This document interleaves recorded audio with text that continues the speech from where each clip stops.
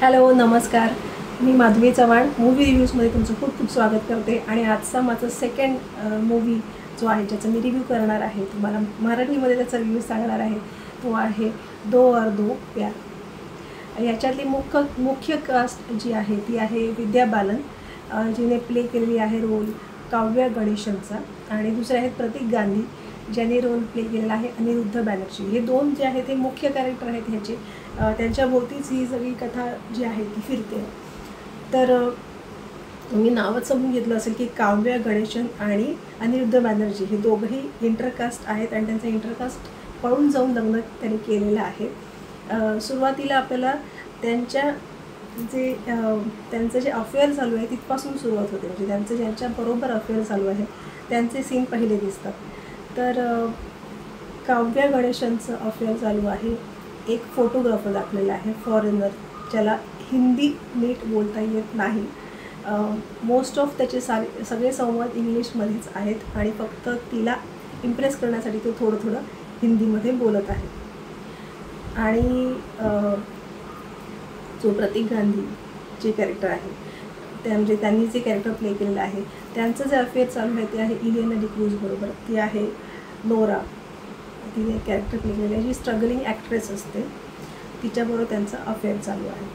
आता ह्या दोघांचं कसं दाखवलं आहे की दोघं एकत्र राहत असतात, पण त्यांच्यामध्ये नवरा बायकोसारखं रिलेशन नाही राहिले. म्हणजे एक सर्टन स्टेज आली की त्याच्यानंतर मग तो नाविन्य आहे, तो इंटरेस्ट आहे, अट्रॅक्शन आहे, जे संपतं आणि त्याच्यानंतर मग जे अफेअर चालू होतं, तशी ती कथा आपल्याला दिसते. त्याच्यामध्ये ही जी दोन मुख्य कॅरेक्टर आहेत काव्या गणेशन आणि अनिरुद्ध बॅनर्जी यांच्या भोवतीच ही संपूर्ण कथा फिरते.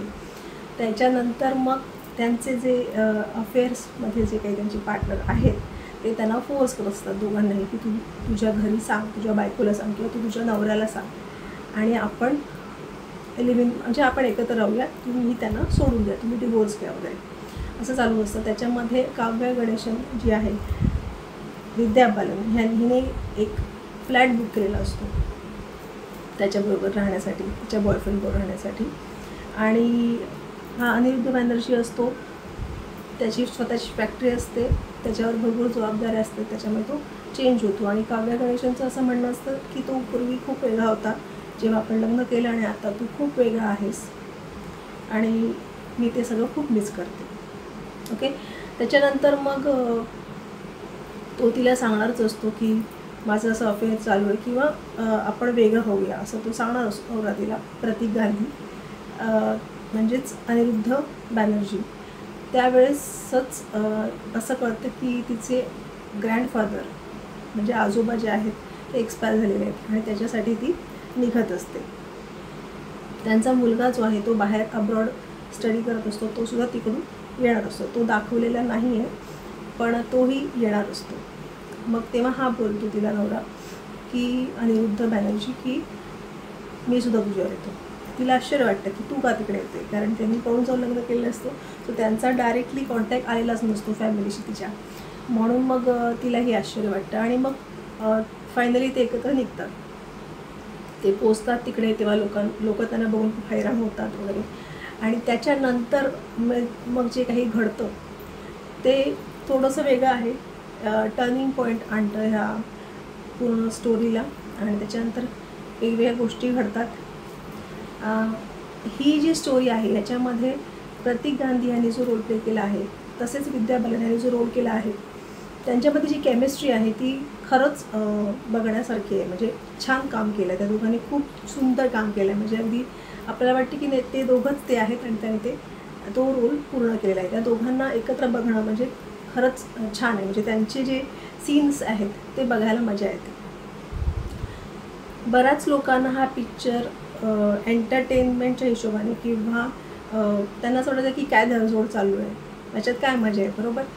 पण जे मॅरिड कपल आहेत, ज्यांचं लग्न झालेलं आहे किंवा स्पेसिफिकली मॅरिड कपल्स ह्यांनी हा पिक्चर नक्की बघावा असं मला वाटतं. म्हणजे ते जास्त एन्जॉय करतील, त्यांना जास्त रिलेट करतील, त्यांना जास्त समजेल की आपण ह्याच्यातल्या कुठल्या पोर्शनमध्ये जाऊन आलेलो आहोत किंवा आपण आता कुठे आहोत, हे नक्कीच त्यांना जाणवेल बघताना.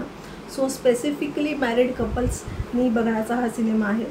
यंगस्टरना एवढं आवडणार नाही, अट्रॅक्ट करणार नाही. स्पेसिफिकली मॅरिड कपल्ससाठी हा पिक्चर आहे. ते हा पिक्चरला जास्त चांगलं समजून घेऊ शकतात आणि त्याच्याशी रिलेट होऊ शकतात. सो मी तुम्हाला स्टोरी सांगितली आहे थोडक्यात. त्याच्यानंतर जे होतं ते तुम्ही नक्कीच पहा. सिनेमा तुम्हाला थोडासा स्लो वाटू शकतो, पण जर तुम्ही इंटरेस्टिंगली पाहिलं आणि त्याच्याशी रिलेट झालात तर तुम्हाला तो आवडू शकतो. मी असं नाही म्हणणार की हा खूप सुपरहिट सिनेमा आहे की हा खूप छान सिनेमा आहे. हा ओके सिनेमा आहे, ॲव्हरेज लेवलचा आहे. पण ह्या दोघांनी विद्या बालन आणि प्रतीकानी ह्यांनी जे काही काम केलेलं आहे ते खरंच खूप छान आहे आणि त्याच्यामुळे ह्या सिनेमाला एक उंची मिळाली आहे थोडीफार, किंवा एक थोडासा लेवल त्याचा अप झाला आहे त्या दोघांमुळे. सो म्हणून त्याच्यासाठी तुम्ही जर एक मॅरिड कपल आहात तर तुम्ही हा सिनेमा नक्की पाहावा असं मी रिक्वेस्ट करेन. याला मी देईन 2.5 स्टार आउट ऑफ 5 स्टार. म्हणजे ॲव्हरेज सिनेमा आहे. तुम्ही थिएटरला जाऊन पाहू शकता किंवा OTTवर आला तुम्हाला फ्री ऑफ कॉस्ट बघायला मिळेलच. सो तुम्ही डिसाईड करा तुम्हाला हा पिक्चर बघायचा आहे की नाही. तुम्हाला जर रिव्ह्यू आवडला असेल तर लाईक करा, शेअर करा, सबस्क्राईब करा. Thank you so much.